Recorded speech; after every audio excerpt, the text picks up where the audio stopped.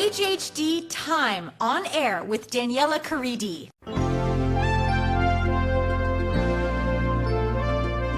ADHD Time On Air with Daniella Karidi. ADHD Time, your moment to shine with Daniella Karidi on air, online. ADHD Time. And now, let's get into the show.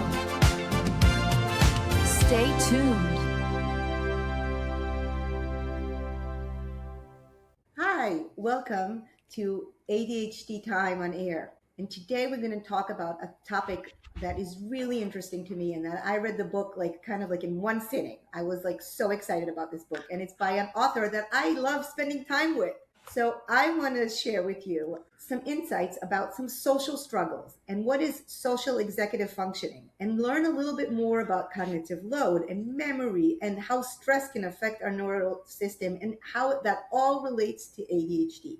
And we're going to do it by talking with the author of Thrive Socially with ADHD. And hopefully we'll explore some of these really interesting topics, like hyperfocus and more working memory and emotional regulation. But before I get carried away, because I really enjoyed reading this book, I will let Dr. Shawn introduce herself and tell us about the book. Thank you so much. So I'm Dr. Shawn Horn, a licensed clinical psychologist in Spokane, Washington. I have a private practice, which I'm recording from right now, where I see clients all week, working on ADHD, working on nervous system regulation, emotion regulation. I have been a DBT therapist since the mid-90s. And do all sorts of things. So on top of that, my extracurricular activity is I am a speaker. I've done a TEDx on the neuroscience of shame. I have written this book, Thrive Socially with Adult ADHD, that came out this December. And I am a podcaster. I have a podcast, the Inspired Living Podcast. I'm on YouTube and on social media, sharing what I'm learning and what I know about all things shame-free and ADHD and living an inspired life. So that is me. Yay! Thank you so much for joining me. And for those that are visual learners like me, I'm going to show you the book. This is how it looks. And it sits with my white books, because you guys might know, but I color code my books.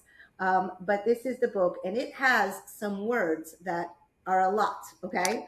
I would love if you could explain to me first, let's start with the first thing. Thriving socially. What does that mean? I know, it's so confusing.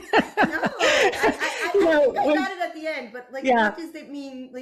Originally when I wrote this book, I wanted to title it, "You Talk Too Much and Other BS People Say to You," right? And the publisher was like, all about SEO. And we just went round and round and round about this title. So it was quite a struggle titling this. This book is focused on your emotion regulation in a social context. So thriving socially is about being effective in a social context, having success that you want to have, building the connections you want to build, and feeling confident, feeling connected, and having the skills you need to be successful in social context. So thrive is like you have survive and you have thrive. So when we're done surviving, then we can focus on thriving. So we're kind of helping people transition from surviving in all of our relational and social contexts to actually being able to grow and to build the kind of life you want to in a social context. Love that. Then you go to talk about adult ADHD. So I'm going to say, before we continue, can you make a version for working with kids, for the children and teens? Please make part 2. Thank you. Yeah, William Dodson was one of my endorsers, and he said, "Shawn, you have to make this for everybody, because this is not just adult ADHD. This is a human thing, and you need to make this book for everybody." And really, I feel that so much when I do this, but I had to really funny experience. You have all these awakenings when you start writing and researching and things. And I was so focused on the ADHD experience and our challenges and social relational context that as I was learning these things, all of a sudden I started noticing it in everyone around me. And I was like, oh, wait a second. We are not the only ones that struggle with this. I mean, this is really a human struggle because people that I was running into that do not meet the diagnostic criteria for ADHD or autism were struggling more than a lot of the autistic folks I know or ADHD folks I know. So it really did bring my awareness to a hidden stereotype that I myself, even with living with ADHD, I have ADHD and everyone in my family pretty much. I say we're unicorns in a donkey world. So I come from the breed of unicorns, and I just didn't have that awareness as much as I did when I was writing this book. So then it goes to talk about shame busting strategies. Yeah. So tell me a bit about that part. Tell me. I am the self-proclaimed shame busting psychologist. In the mid-90s, I took a course in my doctoral program on shame psychology, and my professor said shame, toxic shame, is at the core of all of our emotional and behavioral struggles. And when I realized how central it was, how critical it was to all of our struggles, I thought this has to be the very thing that gets addressed. And so from that moment on, I have been educating and teaching about shame, toxic shame, the different types of shame, and helping people to remove toxic shame from their life because it's such a barrier to our growth, to the learning and growing process that we need to bust it. We need to get rid of that barrier and adopt a shame-free approach. So I started this book with a shame-free chapter on a shame-free mindset to help people position their minds as they're reading through the book. Because I find so often when I teach people skills and strategies and give them insights about what's happening, instead of them having this like, oh, this is so wonderful. I feel so much hope. I feel so inspired.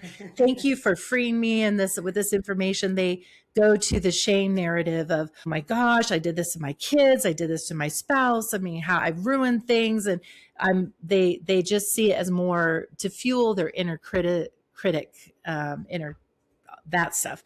And so I want them to take the information and let it inform them so they can move forward instead of seeing it as something to be hard on themselves with. So with shame-free mindset, we understand that being human is hard. We understand that we're not perfect, that we're not going to get perfect. We're going to make mistakes. And when we reflect on the past, we do it with hindsight, where you let the journey and the lessons and the stories of the past inform your present and your choices in the future, instead of letting it be this, critical review where you just get stuck in that. So this is a shame-busting approach with everything focused on a shame-free message that is a strength approach to our ADHD rather than a negative approach to it. Love it. I really liked the fact that there's different types of shame. Yes. I did appreciate that insight that how it's like there's a reason, like all our emotions have a reason, have a purpose, and that this shame emotion has a survival purpose. Yes. And when I read this episode, it reminded me of an incident that happened to me when I had a bunch of guests in my house, and I was like really struggling with a bunch of things, and I walked around my kitchen and I kept on saying, I'm doing my fucking best. I'm doing excuse my French, everyone. And this 5-year-old that was like walking there, she was like a daughter of a friend. She turns around to me and she's like, yes, you are. Yes, you are. Oh, that's so cute. Away. And I'm like, I want that 5-year-old to walk around on my shoulder and like remind me this kind of like, so when I read about the changing the mindset and like both on the shame part and the emotional part and the whole, I was like, I need that 5-year-old on my shoulder again and again, reminding me that, yes, I am like doing my best. That's right. Most people are thinking that shame is generated from our thoughts. And when I learned that this shame, healthy shame, is measured as early as 15 months of age, that was mind-blowing to me. Wow. Where guilt is measured at the age of 5 or 6. So this shame is part of our primary emotions. It's hardwired into our nervous system. And that's why I call it shame reflex, because it happens before we think. But then our thinking brain is our meaning maker. And so it likes to create a story to try to make sense of why we have this reaction. But it's so important for folks to know that shame is a nervous system response. It is not what you think, because many people who experience shame will have shame about shame because they think it's their thinking, and that is reflective of something that's wrong with them. But all of us, no matter your age, no matter where you come from, no matter your journey story, anything, it is hardwired into us to inform us. Like you were saying, all emotions have a very important purpose, and they're messengers to give us information on something to attend to. So shame has a very important job. And then I'm going to let people read the rest. So no, but I want to talk about the next words about building a better relationship. Because so many of my clients that I meet are older adults or late diagnoses. They believe that there's no fixing some of their relationship habits.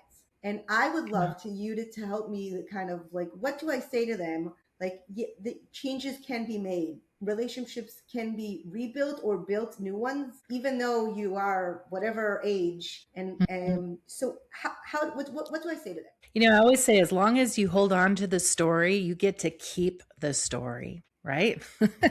And so the mistake we make is interpreting the thoughts, feelings, and behaviors that are the frequent flyers in our brain as our nature. So from neuroplasticity, what we have learned is that we can mold our brain, and our brain learns. It learns what is a priority and what's not a priority. Whatever thoughts, feelings, or behaviors you frequently engage in, it is communicating to the brain, this is a high priority. And the pathways of connection in the brain will be improved based on what the priority is. Some of the pathways are like hiking trails that need to be groomed. Stuff is growing over. It's hard to travel on it. Some of them are well groomed, some sidewalks, some roads, some are bullet trains, some are high speed jets, right? And so when you're doing something frequently and you've made it a priority, the brain will make that pathway so rapid to communicate so rapidly that we will do it as if it's second nature. This is what we see with athletes who practice, and then they have these reflexes that are unbelievable because the brain has prioritized that movement. And so when someone says, I am an angry person, no, they're not an angry person. They have just rehearsed and practiced that anger so much that the brain has prioritized it, and that is a very developed pathway. But we can change that. But to change it, we have to practice the other way, and it's going to be unnerving. It's almost like, imagine someone being right-handed and now they have to use their left hand. It's going to be hard, and you're going to keep at it. But the more you practice, the brain will develop the ability to write with your left hand. This is what we see with people who have brain trauma, and certain areas are damaged, sometimes removed, and they have to use other parts of their brains that is not designed to do what that part did, but they were able to develop that. It's just uncomfortable. But the good news is, when we do things that are uncomfortable and hard, we're growing that pathway. We got our little workers in there hacking the bushes and putting down the cement and building away. But if it's easy, it's already established. And when you look at people who study growth mindset, they say, we have got it all wrong in schools. We're celebrating people that it was so easy. I got an A. I didn't even have to try. If you didn't have to try, you have already established that there's no growth that happened there in the brain. But the kid who is working hard and trying hard and at it all the time, they are growing their brain. And the research shows that the kids who don't have the natural ability, but who have the grit, that determination, and really work at it, those kids outperform the children who have natural abilities. And that just really speaks to the value of stretching ourselves into the uncomfortable area. I always say that success comes from moving out of your comfort zone. And we we as a society, we're so uncomfortable with being uncomfortable. Right. Like it's bad. It's not natural. It's not who I am. And it's like, no, we can shape that. You can change your patterns in relationships. It's going to take effort. It's going to take practice, small steps, but it is very possible. But as long as you tell yourself it's not possible, then it won't happen. And that actually is easier. It's easier to say, oh, it's just bad. Think of the teacher in the classroom that just goes, oh, he's just a bad kid. Right. It's far easier to say that than to challenge yourself to learn, how can I reach this child? What resources do I need to connect with? And what help do I need and to grow to do this? So the harder path is the rich and rewarding path, but the easy path is easy, but you stay stuck. Yeah, true. I love it.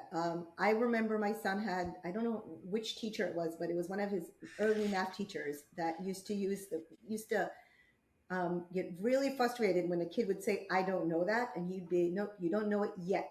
That's don't right. know it yet. That's right. And we brought that home a lot. And we use that also with the memory on the other side of it. When my husband says, but I told you that. And I said, well, it's new knowledge for me now. Yeah. You might have told me, but I didn't listen or didn't remember or didn't hear. So it's new knowledge for me now. Instead of like fighting with him, yes, you told me, you didn't tell me. We use that phrase. Yeah.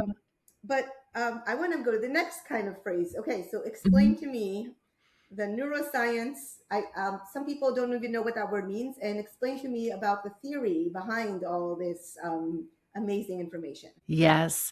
Polyvagal theory is a model of the nervous system. So that is neuroscience. It's the study of our neurology, our nerves, and how it's all wired and how our brains work.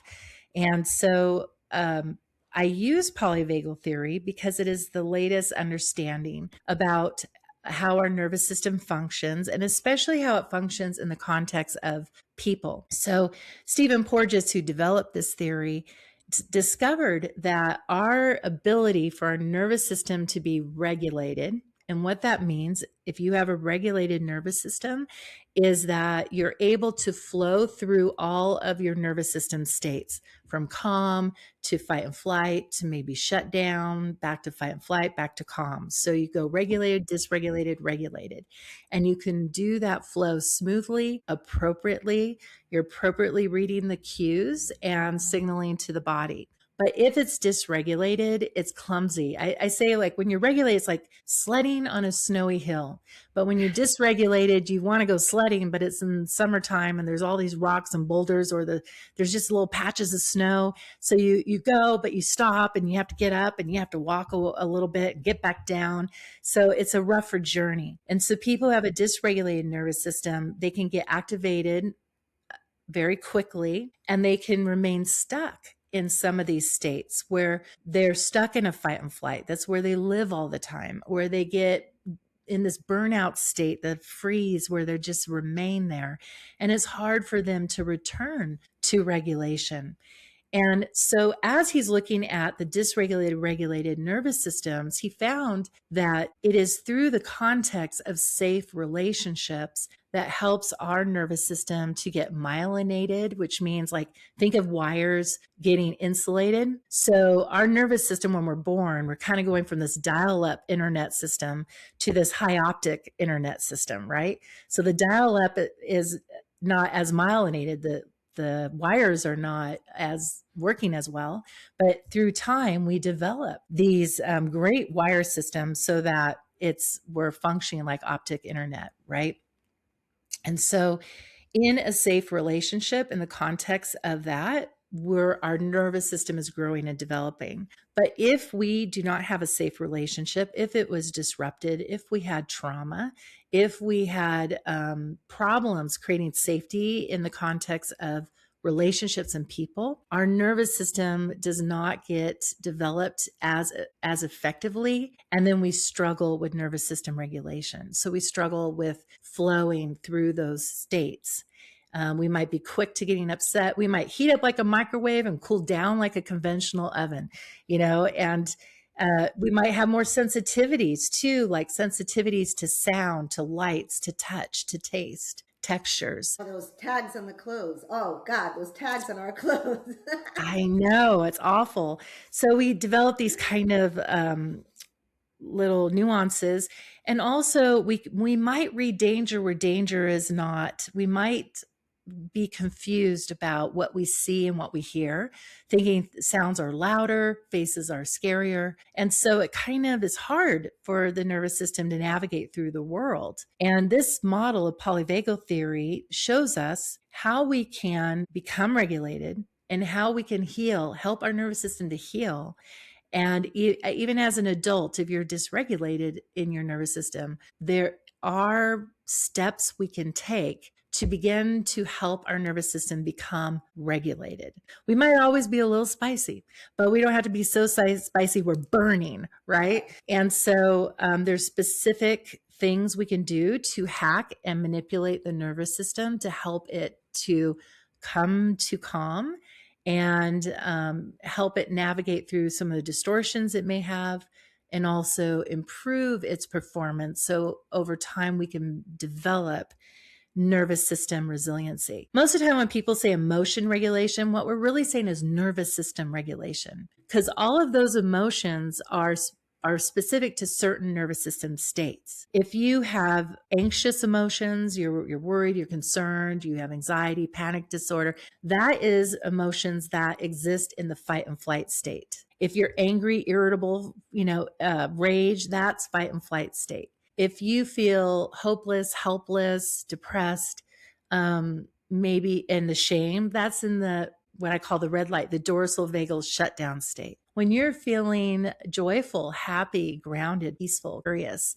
that is what I call the green light, your ventral vagal state. So we're really missing the big picture when we make it about emotion regulation, because it's not emotion regulation, it's nervous system regulation. Just like when people talk about emotional eating, it's not emotional eating. It is regulating the nervous system. It's self-medicating to regulate the nervous system. Right. So when you understand how your nervous system works, it helps us to take that shame-bound personal story of what is wrong with me and transform it into a shame-free nervous system story of what is happening within me. And then if you can identify that, then you can also and also identify the tools that each state needs, then you can begin to know how to navigate that nervous system more effectively instead of feeling like it just took over and hacked your life. I love a lot of what you said, and a lot of the points in the book. And one of the things that stuck to me was the concept that a lot of ADHDers don't know how to be in a green light. Like, we don't know how to be in the good place, in the calm place. We're like, we need to be in the yellow or the red or like spicy mode to be activated. And, yes. And it reminded me that I sat once for lunch with a bunch of firstborners, people that were born first in their family, and we were talking about the fact that we grew up in a generation also where you did your homework and your chores, and then you could play. And as an adult, we are like, there's always chores and we're always responsible. So we don't know how to relax and play. We just don't like. So it reminded me that conversation a lot about how we don't know how to cope with the calm and the relaxed mode. That is right. And that's one of the motivations of writing this book is when I was reading the polyvagal theory, the chart, which if you look at a chart, you'll see green, yellow, red zones and it describes each nervous system state. And I'm looking at it and I'm thinking, that's not how I am in those states. Like when I'm in the yellow zone, I'm not feeling necessarily freaked out. I'm feeling on fire. My mind is powering, all these thoughts are popping out. I've got a lot of energy. I'm getting things done. When I'm in the red zone, where most people are laying on the couch, they can't function, get up, they're so depressed, I want to die, depressed, kind of state, we have functional freeze. We have learned how to push through all of our body natural ways that we mask. We know how to buckle down and we know how to press on. And so we're the emergency workers. We're the ambulance, the police officer, the firefighters that's able to attend to the situation and with this calm that's weird. It's like the peace that surpasses all understanding. Yeah. And yet we have high pain tolerance and low heart rate and low blood pressure, which it doesn't mean that you're like this amazing human being. It means your body thinks it's dying, which I later learned and I didn't know. And I'm like, oh my gosh. And then when we go to green, where people are really peaceful, you think this is welcoming. But for us, when we get there, we think, oh my gosh, I'm getting dementia. Like we freak out. We forget everything. We can't get the energy back up to get going. That's why I use the example of like a car that needs a jump start. And then you don't dare stop that car because you're not going to be able to start it again. So we kind of catch that energy and we're just so freaked out about letting it go because we don't know when it's going to come back again. And that has everything to do with our baseline of our dopamine already being too low. So when you're able to get that balanced, and also your brain has learned that the way I succeed is to be stressed all the time, to push myself, to always remember, oh, I have to do this, I have to do this, I have to do this, And so when we stop using the now maladaptive, ineffective strategies, and we start using more effective strategies, like instead of repeating that thing you need to get to the store over and over in your head, we wrote it down. There is this feeling of like, oh no, because it knows what it used to know. So I found a funny little cartoon that I show when I talk that says, when you're so used to being anxious that you get anxious when you don't feel anxious. Yeah. And that's kind of like us. Like we're so used to being, running like burning the candle at all ends and feeling this whirlwind of activity that when we're not, because we're using these new methods, these new ways, it's disorienting and we're not quite sure how to position our mind. And so it's uncomfortable. Yeah. Mm-hmm. Yeah. There's there's a book and a bunch of people that did this 12-hour walking thing. Where you like don't take technology and you don't have a plan and you walk for 12 hours. And my ADHD was like, that is too much green. Like I can't, like just the idea of like 12 hours of like no distraction, no phone, no talking to people, no like that is a too much dose. That was my first reaction. And then when I read the book and I was like, wait, is that a healthy response? Maybe I should think about how it finds ways to be more comfortable in my green light. And yes. And I've been leaving my phone in my back pocket when I've been walking the dog now. I'm not 12 hours, like let's not push it, but making it a little more daily habit. As you said, also, like don't try to overdo it at once, like build up. Yeah, build up. So I since I read the book, and that day I also heard about that 12-hour, it was the same day. And I'm like, okay, that's a sign that I need to change something. You got the message. Yes. Yeah. I got the message. Another message that I really appreciated is the chapter about memory, because I am a memory researcher and memory is my thing. Yes. And I really liked a term you used that's called memory blinks, which I'd love if you share with the audience like what that is, and if you kind of remember, if you need, I can remind you. Yeah, I know. I was like, when you said you were going to ask me about the chapter, I said, oh my gosh, I got to remember what I wrote about memory. Yes. Isn't that blink that information was just so wild. Yeah. It's like our brain blinks. And just like in real life, when you blink, you may not see something because you're blinking, right? So as you're coding information, your brain has these blinks where it can miss information while you're coding information, right? Right.